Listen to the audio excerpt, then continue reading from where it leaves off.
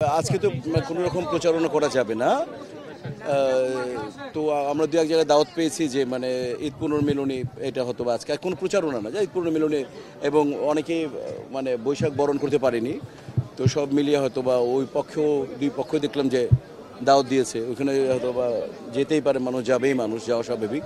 কিন্তু এফডিসিতে বা অন্য কোথাও প্যানেলকে নিয়ে কোনোভাবে প্রচারণা করা যাবে না, ব্যক্তিগত প্যানেলকে। এটা এ ব্যাপারে সবাই আমরা যে আচরণবিধি আছে আমাদের প্রধান নির্বাচন কমিশনার আমাদেরকে যা দিয়েছেন, ইনশাআল্লাহ আমরা শতভাগ তা মেনে চলার চেষ্টা করছি। কারণ আমরা সবাই চাই, বিশেষ করে আমার প্যানেল চায়, মন থেকে চায়, সেটা হচ্ছে আমরা একটা শিল্পীরা বিগত দিনে যে সমস্ত বিগত নির্বাচনে যে সমস্ত কলুষিত উদাহরণ হয়ে থাকলো, যাতে সেটার একেবারে অপোজিট একটা ফিলিংস দর্শকরা পায় এবং পুরো জাতি পায়। এর জন্যই শিল্পী সমিতির একটা নির্বাচন হওয়া উচিত অবাধ, সুস্থ, সুন্দর এবং নিরপেক্ষ এবং গ্রহণযোগ্য নির্বাচন।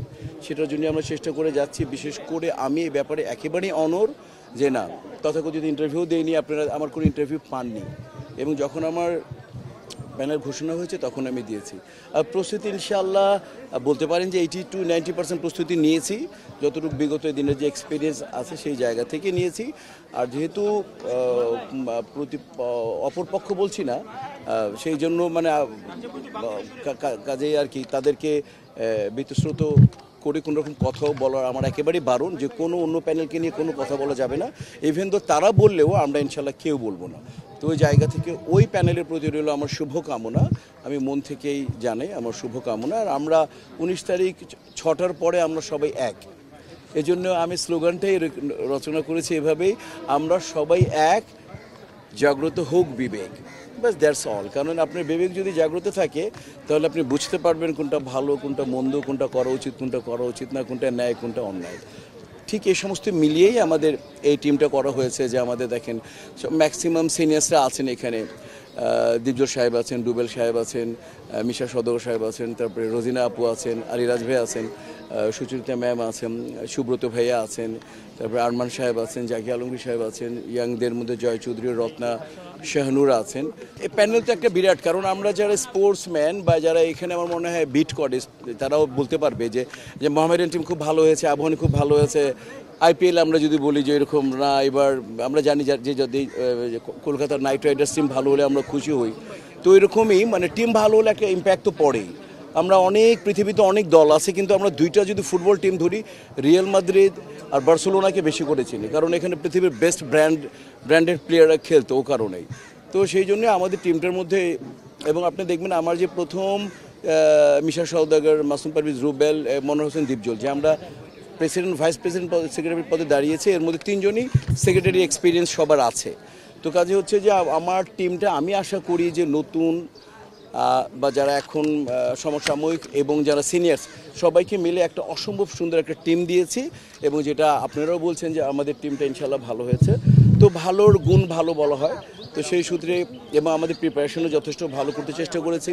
এবং আপনারা দেখেছেন যারা ফিল্মের সাথে জড়িত, যে আমরা যেহেতু রোজার আগে আমরা দুই পক্ষই করি কি, দুইটা ক্যাম্প করি, দুইটা ক্যাম্পে আপনাদেরকে আমন্ত্রণ করি, এবং সিনিয়র শিল্পীরা এবং জুনিয়র সবাই মিলে আমরা একসাথে দুপুরে খাওয়া দাওয়া করি, চা নাস্তা খাই। এটা একটা মিলন মেলা হয় শিল্পী সমিতির নির্বাচন। এবারও আমাদের মিশা দীপজল প্যানেল আমরা কি করেছি, আমরা করেছি সেটা আমাদের এই 8-9 মাঠে আমরা বিরাট প্যান্ডেল করে সবাইকে ইফতারি আয়োজন করেছি, এবং সেটা মোটামুটি ওপেনই ছিল। শিল্পীদের সাথে সবাই এসছে, সাংবাদিক ভাই থেকে আরম্ভ করে অপোনেন্ট যে কেউ আর এসছে, টেকনিশিয়ান সবাই এসছে। 1 মাস ব্যাপী আমরা ইফতার করিয়েছি পুরো রোজায়। তো এগুলো একটু দুই টিম লিডার সম্পর্কে জানতে চাই, যেটা হচ্ছে মাহমুদ কুলি 80 দশকের সুপারহিট নায়ক, উনি সমিতির ক্ষমতায়ও ছিলেন, সভাপতি পদেও ছিলেন। অন্যদিকে আপনি যখন ক্ষমতায় ছিলেন, আমাদের একটা জিনিস আসছে যে আসলে মানবিক মিশা সওদাগর, আসলে দুই টিম লিডারের লড়াইটা কেমন হবে? এটা আসলে লড়াইটা আমি না বলি, এটা জাস্ট উনি আমার অনেক সিনিয়র। আমি তাকে আমি লাস্ট আমার এক্সপিরিয়েন্স 35-36 বছরের টানাই শুটিং করি। আমি এই 3 যুগে আমি ভাইয়ার সাথে আমার কখনো শুটিং করা হয় নাই, আমি তাকে কখনো মেকআপ রুমে দেখি নাই, বা আমি তাকে এফডিসি চত্বরে শুটিং করতে দেখি নাই আমার এই 3 যুগে। এর মধ্যে ওনার বুঝি একটা ছবি, আগের একটা ছবি রিলিজ হয়েছে, এটুকু আমি যতটুকু জানি 2000 সালের দিকে। বাট আমি ভাইয়ার সাথে আমার যেহেতু কাজ করা হয়নি এই 3 যুগে, তো সেই জায়গায় ওই ভাইয়া সম্পর্কে যেহেতু আমি সঠিক জানি না, সেহেতু আমার বলাটা উচিত না, যেহেতু আমি তার সম্পর্কে জানি না। বাট তার জন্য এবং তার পুরো দলের জন্য রইল শুভকামনা। আর আমি, আপনারা জানেন, আমি গতবারের আগের বারও আমি ছিলাম প্রেসিডেন্ট, তার আগের বারও প্রেসিডেন্ট ছিলাম, এবং এখানটায় কখনোই এখানে কোনোভাবে এখানে হয় নাই, কি জানি বলে এটা, যে আমি থাকাকালীন ইনশাআল্লাহ কোনো দিনই সমালোচিত হওয়ার মতো এরকম কোনো কাজ অ্যাজ এ প্রেসিডেন্ট আমি করিনি, এবং তার আগে আমি সেক্রেটারি ছিলাম তখনও করিনি, ভাইস প্রেসিডেন্ট ছিলাম তখনও করিনি। আমার টোটাল শিল্পী সমিতির মানে নেতা হিসাবে আমার ইনশাআল্লাহ আমি কখনোই সমালোচিত হইনি। তো সেই জায়গা থেকে আমার একটা গ্রহণযোগ্যতা আছে, দীপজল ভাইয়ের গ্রহণযোগ্যতা আছে, মাসুদ পারভেজ রুবেলের গ্রহণযোগ্যতা আছে, সুচরিতা আপার গ্রহণযোগ্যতা আছে, রোজিনা আপুর গ্রহণযোগ্যতা আছে, রুবেল সাহেবের গ্রহণযোগ্যতা আছে, আমাদের আলেকজান্ডার বউ, আমাদের আলিরাজ, আমাদের সুব্রত, আমাদের আরও অনেক, জয় চৌধুরী ইয়াংদের মধ্যে আমরা সব মিলিয়ে যেটা করেছে, আমাদের আশা করি যে আমাদের ম্যাক্সিমাম এখানে সুপারস্টার আছেন, আপনারা দেখবেন।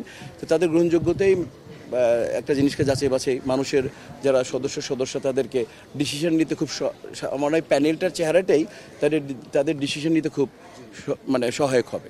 আমরা কোনো গণমাধ্যমকে আমরা বলিনি, কাউকে বলিনি, কেউ চলে এসছে এবং অনেক দুই চারটা ইউটিউবার্সে ছিল, কাউকেই বলা হয়নি কাউকে।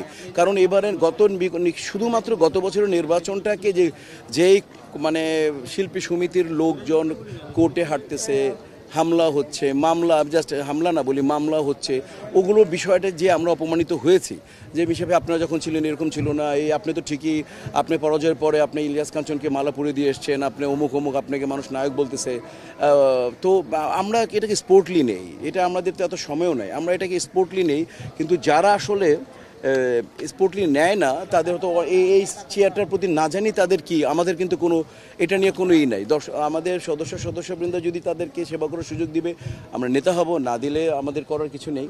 কিন্তু আমরা নেতা না থাকলেও আমরা সেবা করব, আমরা ওইরকম নেতা, এই জন্যই মানুষ আমাদেরকে এরকম চায়।